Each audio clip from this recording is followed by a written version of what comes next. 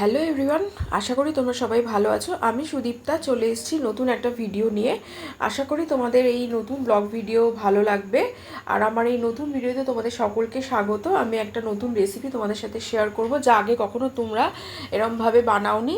তো চলো দেখে নিই আজকে আমি কি বানাবো। এখানে দেখো চিকেন নিয়ে নিয়েছি, একদম কিমা করা চিকেন। এখানে আলুটা গ্রেট করে নিয়েছি, ও দেখো জলের মধ্যে ভিজিয়ে রেখেছি। আর এখানে দেখো পেঁয়াজ কুচি, লঙ্কা কুচি, ডিম, চিলি ফ্লেক্স, এখানে ধনেপাতা কুচি, আদা রসুন বাটা, এগুলো দিয়ে আমি আজকে একটা কাবাব বানাবো, পটেটো চিকেন জালি কাবাব। তো এখানে দেখো এই একটা বোল নিয়ে নিয়েছি, তার মধ্যে চিকেন একদম কিমা করে নিয়েছি। আর এখানে আলুটা একদম ভালো করে ধুয়ে পরিষ্কার করে গ্রেট করে নিয়েছিলাম, আর সেটা ভালো করে ধুয়ে দিয়ে দিচ্ছি একদম জল ছেঁকে। তার মধ্যে এই পেঁয়াজ কুচোনোগুলো দিয়ে দিলাম, তারপরে ধনেপাতা কুচিগুলো আস্তে আস্তে দিয়ে দিচ্ছি। আমার বোলটা একটু ছোটোই হয়ে গেছে। এবারে কাঁচা লঙ্কা কুচোনোগুলো দিয়ে দিলাম।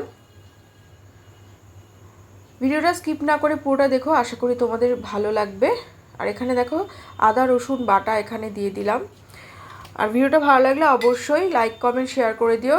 সুদীপ্তা বিশ্বাসের প্রোফাইলটা অবশ্যই ফলো করে দিও। যারা সুদীপ ব্লগস পেজ থেকে দেখবে তারা পেজটাকে ফলো করে দেবে, আর যারা ইউটিউব চ্যানেল থেকে দেবে তারা চ্যানেলটিকে সাবস্ক্রাইব করে দিও।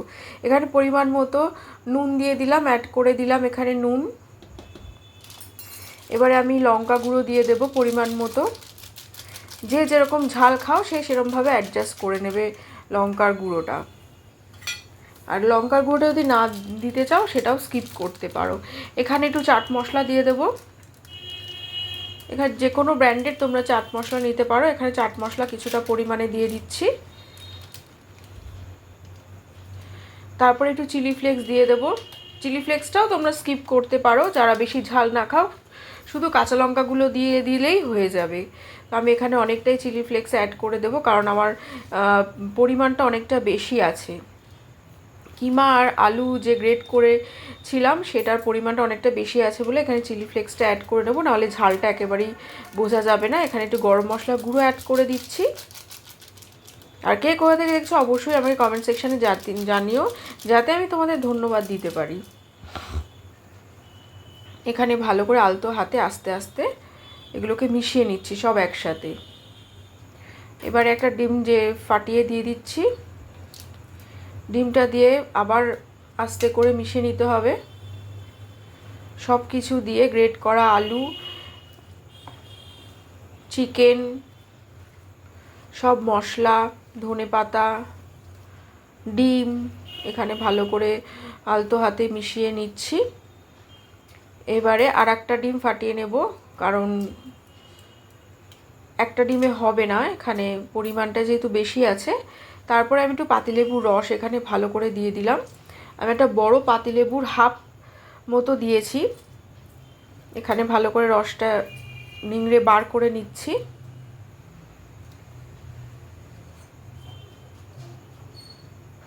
আর এখানে আমি বাড়িতে ব্রেড ক্রাম্ব করে রেখেছিলাম, তো এটা আমি দিয়ে দিলাম। দিয়ে এটা বাইন্ডিংয়ের জন্য ভীষণভাবে দরকারি। এটাকে দিয়ে ভালো করে এবারে মিশিয়ে নিতে হবে সব একসাথে। কাবাব তো অনেকে অনেক রকমভাবে খেয়েছো। আলু দিয়ে এই চিকেন কাবাব কে খেয়েছো আমাকে অবশ্যই জানিও। আশা করি খুব একটা চট করে তোমরা দেখতেও পাবে না আর শুনতেও পাবে না। তো এখানে দেখো 2 টেবিল চামচ মতো আমি সর্ষের তেল এখানে অ্যাড করে দিলাম। দিয়ে এবারে হাতে ভালো করে তেল মাখিয়ে নিয়ে এবারে একটু এই মিশ্রণ থেকে নিয়ে শেপ বানিয়ে দেবো। এখানে জালি কাবাবের শেপ বানিয়ে নিচ্ছি গোল করে। তারপরে এখানে একটু চ্যাপটা করে দিয়ে দিলাম। এরমভাবে সব কটাকেই করে নিতে হবে। আলু মুরগির জালি কাবাব, পটেটো চিকেন জালি কাবাব দুর্দান্ত হয় খেতে। এমনি খেয়ে নেবে স্ন্যাক্স স্টার্টার হিসেবে। এখানে ভালো করে প্রত্যেক কটা এরকম আলতো হাতে শেপ দিয়ে নিচ্ছি। তারপরে একটা প্যান নিয়ে নেব, তার মধ্যে তেল গরম করতে দেব। দেখো তেলটা ভালো করে গরম করে তারপরে মিডিয়াম আঁচ করে নিতে হবে, না হলে উপরটা পুড়ে যাবে, ভেতরটা কাঁচা থেকে যাবে। এখানে এক এক করে দিয়ে দিচ্ছি।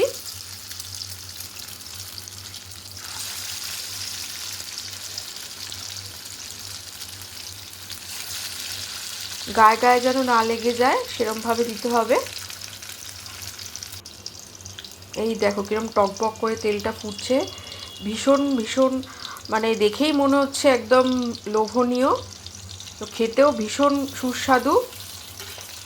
আর বাড়িতে কেউ অতিথি আসলে বা বিকেলে বেশ চায়ের জলখাবারের সঙ্গে কিন্তু দারুণ লাগে খেতে। আর দেখতেই পেলে সব বাড়ির উপকরণ দিয়েই মোটামুটি হয়ে যায়। শুধু চিকেনটাকে একটু এখানে চপারের বোর্ডের মধ্যে একটু কিমা করে নিলেই এটা একদম সব বাড়ির উপকরণ দিয়েই হয়ে যাবে। তো এখানে দেখো আলুটা দেওয়ার জন্য একটুখানি বেশ পরিমাণটা অনেকটা বেড়ে গেছিলো, কিন্তু খুব বেশি দিলে হবে না, কিছুটা পরিমাণটা চিকেনের পরিমাণের অর্ধেকের মানে 1/3 দিতে হবে। এই দেখো মোটামুটি রেডি হয়ে গেছে, তুলে নিয়েছি। তো এখানে ডিনারের প্লেট এবার সাজিয়ে নেব। এখানে নিয়ে নিয়েছি দেখো বার্নড গার্লিক রাইস, আর তার সাথে কাবাব, তার সাথে একটু রায়তা, তার সাথে একটু স্যালাড। তো একটা ফুল প্ল্যাটার এখানে হয়ে গেছে দেখতেই পাচ্ছ। স্যালাড দিয়ে স্টিম রাইসও একটু ছিল, একটু বার্ন গার্লিক রাইস করে নিয়েছিলাম। তো এই রাইসটা আমি পরে একটা ব্লগে দেখিয়ে দেবো তোমাকে। তো চলো কেমন হয়েছে ভিডিওটা অবশ্যই আমাকে জানিও, আর ভালো লাগলে অবশ্যই একটা লাইক করে দিও আর কমেন্ট করে দিও। পরে আবার ভিডিও নিয়ে চলে আসবো। আশা করি তোমরা সবাই সুস্থ থাকবে, ভালো থাকবে, যে যেখানে আছো। আবার চলো দেখা হবে নেক্সট কোনো সুন্দর ব্লগের ভিডিওতে।